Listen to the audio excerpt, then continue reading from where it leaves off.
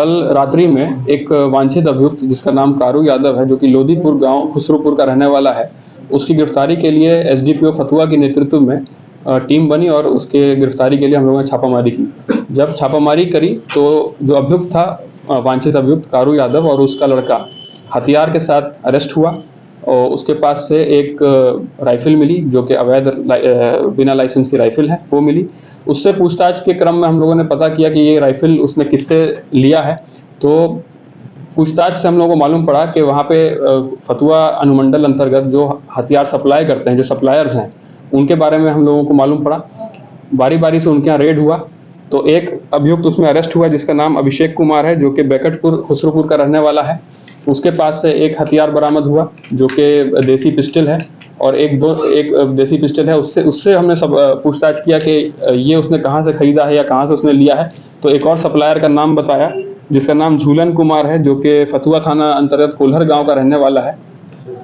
इसके यहाँ जब रेड किया रात में एसडीपीओ फतुहा के नेतृत्व में और खुसरूपुर और फतुहा की टीम ने, तो इसके पास जो गोदरेज का था अलमारी, उसमें खोलने के बाद एक 2 नाली राइफल जो कि अवैध थी वो मिली, एक देसी पिस्टल मिला, कुछ गोलियां मिली और एक जो राइफल में गोली बांधने वाला विंडोली होती है वो मिला। तो ये इस तरह से जो सप्लायर है फतुहा अनुमंडल में जो कि सप्लाई करते हैं हथियार, अवैध हथियार को, उसमें 4 व्यक्तियों की अरेस्टिंग हुई है।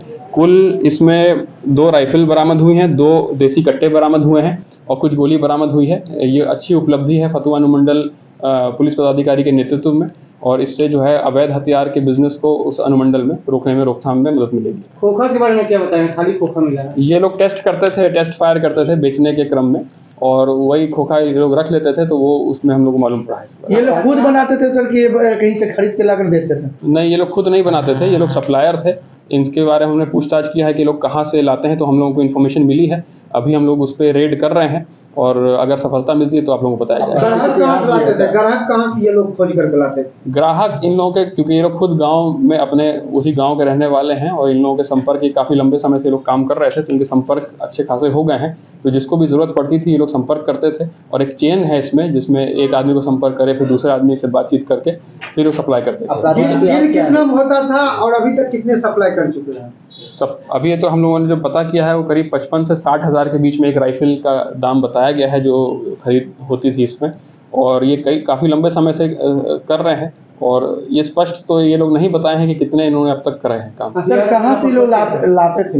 ये अभी हम लोग इन्फॉर्मेशन नहीं डिस्क्लोज कर रहे हैं, हमने पूछताछ में हम लोग को मालूम पड़ा है या फिर किसी से छीने गए हैं, इसकी जाँच की जाए? नहीं, हाँ, ये अवैध हथियार है, ये बनाए गए हैं अवैध तरीके से। ये जो इसमें जो कारोबार कर रहे हैं इसका, उसके बारे में हम लोगों को सूचना मिली है। अभी इन्फॉर्मेशन हम लोग डिस्क्लोज नहीं कर रहे हैं, उसके विरुद्ध भी छापामारी चल रही है।